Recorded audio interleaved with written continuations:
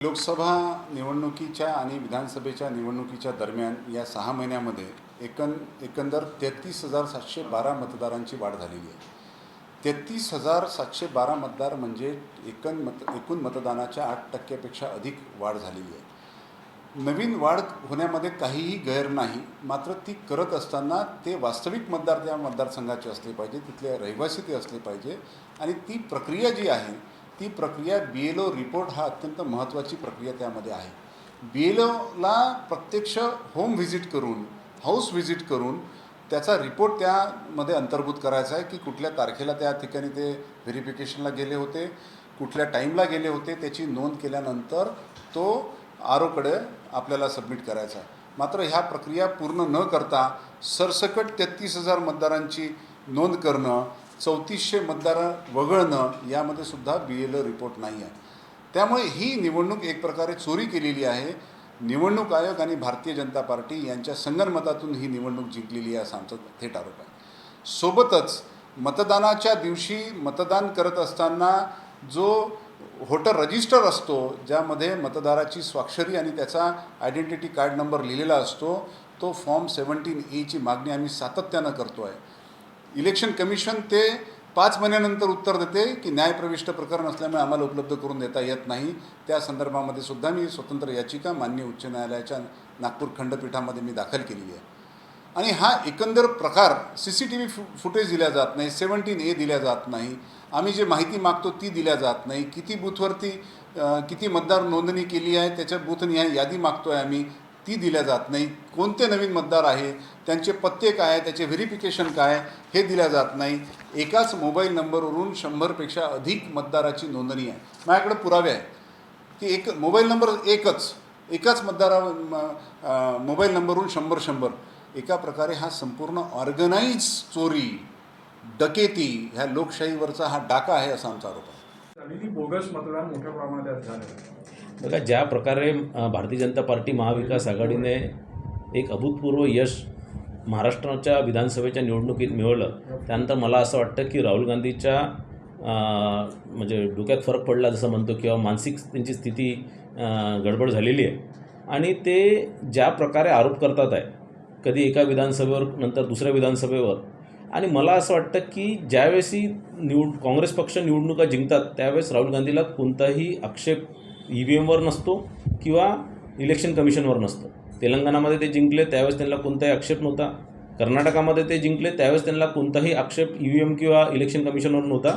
पण जसं महाराष्ट्राच्या निवडणुकीमध्ये ते हारले त्यानंतर त्यांनी आधी EVMवर आणि नंतर इलेक्शन कमिशनवर आक्षेप घेणं सुरू केलं. आता मतदार याद्यांवर आक्षेप घेतलं, मग काही दिवसानंतर त्यांनी 6 वाजल्यानंतर जे मतदान झालं त्याच्यावर आक्षेप घेतलं, आणि त्यानंतर आता ते मतदानाचा टक्का कसा वाढला याच्यावर ते आक्षेप घेत आहे. मला असं वाटतं की कुठेतरी ज्या प्रकारे महाराष्ट्रामध्ये त्यांच्या पक्षाच्या काही स्वयंघोषित नेत्यांनी त्यांना एक भास करवला होता की यावेळेस सरकार महाविकास आघाडीचे येणार, काँग्रेस पक्षाचे अनेक आमदार निवडून येतील, किंवा काँग्रेस पक्षाचाच मुख्यमंत्री होता, आणि काही लोकांनी स्वतःला मुख्यमंत्रीसुद्धा घोषित केलं होतं. तर या लोकांच्या कुठेतरी वक्तव्यावर विश्वास करून राहुल गांधी या भ्रमात होते की महाराष्ट्रामध्ये काँग्रेसची सरकार येणार, महाविकास आघाडीची सरकार येणार. पण तो मला वाटतं भरमनिरास झाला आणि त्यांच्या डोक्यावर परिणाम झाला, आणि म्हणून ते या प्रकारचे वक्तव्य करतात. हो, आधी राहुल गांधींनी बावनकुळ्यांना टार्गेट केलं होतं, आता मुख्यमंत्र्यांना करताय. कुठेतरी स्ट्रॅटेजिकली काँग्रेसची ही रणनीती तुम्हाला महानगरपालिका निवडणुकीच्या पार्श्वभूमीवर वाटणार?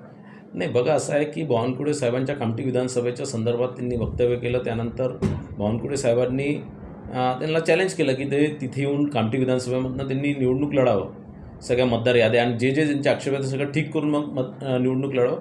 त्यानंतर त्यांनी कामठीचं नाव घेणं सोडलं.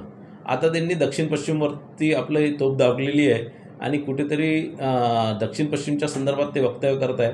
या माध्यमातून मला असं वाटतं की त्यांची काही स्ट्रॅटेजी नाही आहे, कुठेतरी वैफल्यग्रस्त आहे ते, आणि कुठेतरी त्यांचा स्वतःचा कॅडरच त्यांच्यावर कुठेतरी त्यांनी स्वतःच्या कॅडरचाच म्हणजे स्वतःच्या पक्षाच्याच लोकांचा विश्वास कुठेतरी गमावलेला आहे, आणि तो स्वतःच्या पक्षाच्या लोकांचा विश्वास कुठेतरी परत आपलं काहीतरी अस्तित्व दाखवण्याकरता या प्रकारचे वक्तव्य ते करतात. हो, काँग्रेसचा असाही आरोप आहे की मतदार यादीमध्ये नाव नोंदवताना जी काही प्रक्रिया पार पाडायला पाहिजे होती ती पाळली गेली नाही, राजकीय दबाव BLOवर. बघा असं आहे की या सगळे जितके आरोप काँग्रेस पक्षाने केले, विधानसभेची निवडणूक आज मला वाटते 6 महिने झाले आणि या 6 महिन्यापासून अनेक आरोप त्यांनी केले. त्या सगळ्या आरोपांचं उत्तर निवडणूक आयोगाने दिलं. निवडणूक आयोगाने काँग्रेस पक्षाला वेळ दिला, त्यांना बोलावलं की तुम्ही माझ्यापुढे येऊन सांगा तुमचे काय काय आरोप आणि त्याचं स्पष्टीकरण आम्ही देतो. पण तिथे कुठेही काँग्रेस पक्षाचा कोणताही नेता तिथे हजर झाला नाही. निवडणूक आयोगाने जे त्यांनी प्रश्न विचारले त्या सगळ्या प्रश्नांचे उत्तर दिलेले आहे. आणि मला असं वाटतं की कुठेतरी कोणी काही म्हटलं ते ऐकायचं नाही आणि स्वतःचं काहीतरी एक खोटं नॅरेटिव्ह कुठेतरी एक सेट करण्याचा ते प्रयत्न करतात. बीएलओनी देखील अशा संदर्भातल्या तक्रारी केलेल्या आहेत की जे अननोन लोक होते त्यांनी मतदान केलेलं असं देखील राहुल गांधीच्या ट्विटवर. हे BLO कोणत्या BLOने ह्या प्रकारच्या तक्रारी ज्या दिवशी इलेक्शन झालं त्या दिवशी केलं आणि माझ्या माहितीस्तोवर एकाही BLOने कुणीही या प्रकारच्या तक्रार झाल्या नाही. हे आफ्टर थॉट आहे. कुठेतरी हरल्यानंतर 4-5 दिवस 7 दिवस झाल्यानंतर यांची एक स्ट्रॅटेजी झाली की आता ही बघा जर कोणता पक्ष हरला तर याच्या नेत्यावरती याचा सर्वस्व जबाबदारी येते. मग राहुल गांधीवर कुठेतरी याची एक नैतिक जबाबदारी येणार की ही निवडणूक राहुल गांधीच्या नेतृत्वात लढले आणि ती निवडणूक हारले आणि म्हणून कुठेतरी ही जबाबदारी झटकताना स्वतःवर ही जबाबदारी न घेताना ती कुठेतरी BLOच्या माध्यमातून किंवा कोणत्या त्यांच्या नेत्यांच्या माध्यमातून किंवा स्वतः या संदर्भात टीका टिप्पण्या करायच्या, इलेक्शन कमिशनवर टीका करायच्या, EVMवर टीका करायच्या आणि ही जबाबदारी झटकून घ्यायची. मला या माध्यमातून राहुल गांधींना एकच सूचना आहे किंवा विनंती आहे की तुम्ही हारल्यानंतर स्वतःचं ॲनालिसिस करा.